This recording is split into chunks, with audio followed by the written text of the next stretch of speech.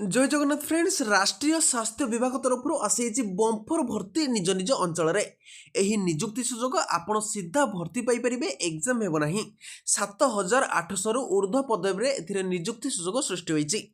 निज निज पंचायत रे प्राथमिक एवं समुदाय स्वास्थ्य केन्द्र में यह भर्ती रदि आपणकर शिक्षागत योग्यता दशम +2 एवं ग्रेजुएशन पास रही विभिन्न प्रकार पदवी ए निजुक्ति पाइपर। नोटिफिकेशन आसी मुझे भिडियो आपको बुझेबी किपर अप्लाई करेंगे स्टेप बाय स्टेप प्रोसेस ता सहित केउ केउ पंचायत रे केतोटी पदवी वैकेंसी आसीचे एई भिडियो रे डिटेल देखिबा। तो सर्वप्रथम देखंतु एही सब पोस्ट को आपण निज मोबाइल रे देखि अप्लाई करि परिबे। सर्वप्रथम निज मोबाइल रे गूगल क्रोम ओपन करनेबे।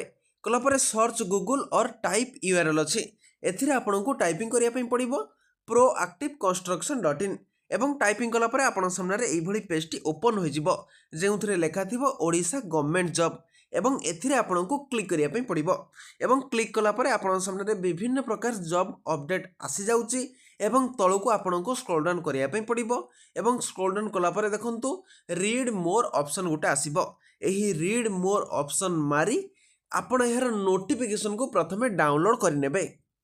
यार नोटिफिकेशन को डाउनलोड कला परे आपण सामने एई भली पेजटी ओपन होई जिवो जेउथरे लेखा थिबो नेशनल हेल्थ मिशन बा एनएचएम तरफरो आसी जे बंपर भर्ती।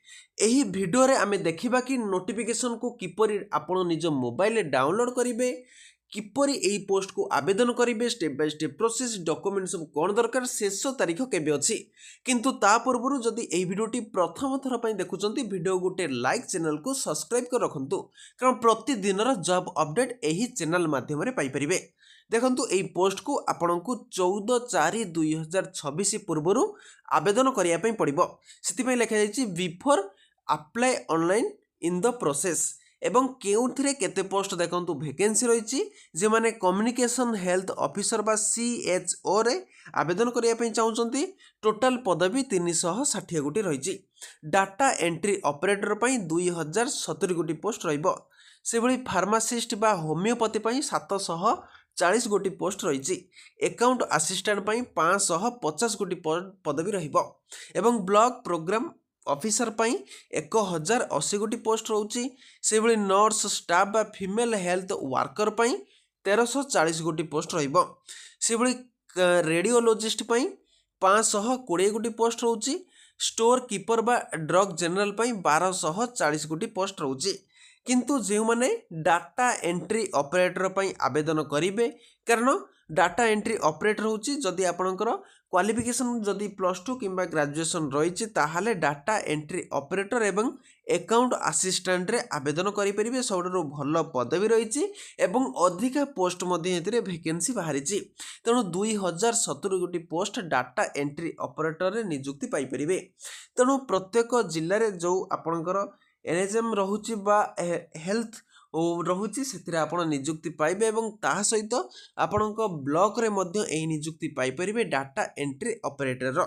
एवं अकाउंट असिस्टेंट पाई मध्य 550 गोटी भलो पदवी रहउछि। एवं तृतीय रे जदि हमें देखिबा ब्लॉक प्रोग्राम ऑफिसर रे मध्य 1080 गोटी पोस्ट रहउछि। एही सब पदवी को आपण निज निज ब्लॉक रे पाइबे। तन 314 टी ब्लॉक टोटल रहिछि ओडिसा रो। तेणु एथिरे आपण नियुक्ति पाइपरि जो ब्लॉक रे आपणकर पोस्टिंग बा वैकेंसी थिबो कारण एटा ऑल इंडिया बेसिस रे जॉब पोस्टिंग टे आसीछि। तेणु आपणक ब्लॉक रे जदि वैकेंसी अछि बीपीओ रे बा ब्लॉक प्रोग्राम ऑफिसर रे ताले एथिरे आवेदन करि परिबे। एवं शेष रे स्टोर कीपर रहिछि तेणु एथिरे अप्लाई मध्य करिवे। एवं तापरे जिबा पोस्ट नेम कोन रहिछि एवं आपणकर क्वालिफिकेशन कोन दरकार। सर्वप्रथम देखंतु कम्युनिकेशन हेल्थ ऑफिसर बा सीएचओ पई आपणकर रिक्वायर्ड क्वालिफिकेशन रहिछि कोन BSc nursing GNM certificate in community health बा सीसीएच किंबा आपण बीएएमएस बा बीयूएमएस बा बीएचएमएस रे जदि आपण क्वालिफाई करिसंती ताहाले कम्युनिकेशन हेल्थ वर्कर पई अप्लाई करि परिबे। एवं एई सब पोस्ट को आपनको ऑफलाइन मोड रे आवेदन करिया पई पड़िबो बा पोस्टल मोड रे अप्लाई करिया पई पड़िबो। तेणु किछि किछि राज्य रे ऑनलाइन मोड रहिछि एवं किछि राज्य रे ऑफलाइन मोड रहिछि। मुख्यतः ओडिसा रे मध्य ऑफलाइन मोड रे आपनको आवेदन करिया पई पड़िथाय। या पर जिबा data entry operator. Data entry operator पई आपनको रिक्वायर्ड क्वालिफिकेशन होछि +2 पास किंबा ग्रेजुएट पास प्लस आपण को कंप्यूटर नॉलेज रोथुवा आवश्यक आपण एमएस ऑफिस एवं टाइपिंग जदि आपण करि परुचंती ताहले डाटा एंट्री ऑपरेटर रे आपण अप्लाई करि परिबे एवं एई सब पोस्ट को आपण को निज मोबाइल ले मध्य आवेदन करिया पई पड़िबो ता सहित एई जो ऑफलाइन पोस्ट को प्रथमे आपण प्रिंट आउट काढिबे प्रिंट आउट काढी सेला परे आपणकर पूरा सबू फिलअप करेंगे निर्भुल भाव में फिलअप कर सारा पर डॉक्यूमेंट जहाँ दरकार डॉक्यूमेंट अटैच करेंगे एवं सेल्फ अटेस्टेड तले सिग्नेचर करेंगे करी यही सब स्कान कॉपी एवं डॉक्यूमेंट को आपण को पठाइबा पड़िबो 14/4/2026 पूर्व आपण को अप्लाई करिया पड़िबो तेणु डाटा एंट्री ऑपरेटर सब बेस्ट जॉब एवं तृतीय रही फार्मासिस्ट बा होमियोपैथी एथिरे मध्य बीएचएमएस बा bachelor of homeopathic medicine and surgery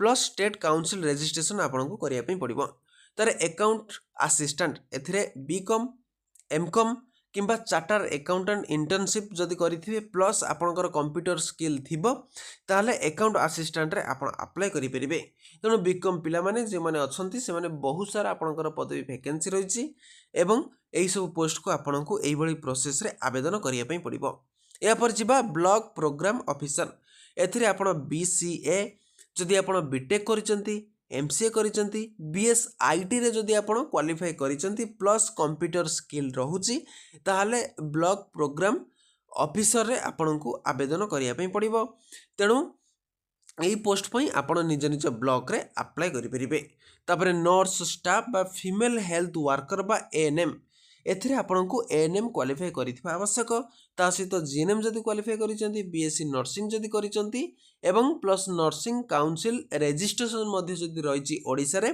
ताहले एथिरे आवेदन करि परिबे या परे रेडियोलॉजिस्ट आपण जदि एमबीबीएस करिसंती एमडी किंबा डीएनबी रेडियोलॉजी रे करिसंती प्लस मेडिकल काउंसिल रजिस्ट्रेशन जदि आपण करिसंती ताहले रेडियोलॉजिस्ट रे अप्लाई करि परिबे एई पोस्ट को आपण निज निज अंचल रे नियुक्ति पाइबे या पर जिबा स्टोर कीपर बा ड्रग एवं जनरल पई जो माने पोस्ट को अप्लाई करिया पई चाहुचंती सेमानकर शिक्षागत योग्यता +2 पास किंबा ग्रेजुएशन पास होइथिबा आवश्यक प्लस आपणकर स्टोर मैनेजमेंट रे एक्सपीरियंस रहिथिबा आवश्यक एवं एई सब पोस्ट को आपण निज मोबाइल रे देखिकी अप्लाई करि परिबे फ्रेंड्स एटा थिला आपणकर पोस्ट नेम एवं रिक्वायर्ड क्वालिफिकेशन एवं एई सब पोस्ट को किपरि अप्लाई करिवे अप्लाई रा शेष तारीख कोन रहिछि सिलेक्शन प्रोसेस एबे हमें देखिबा एथिरे आपन को रिटन एग्जाम प्रथमे देवा पई पड़िबो ताले स्किल टेस्ट रहिछि तारे डॉक्यूमेंट वेरिफिकेशन रहबे एवं तापरे इंटरव्यू रहउछि एवं एहा परे आपनकर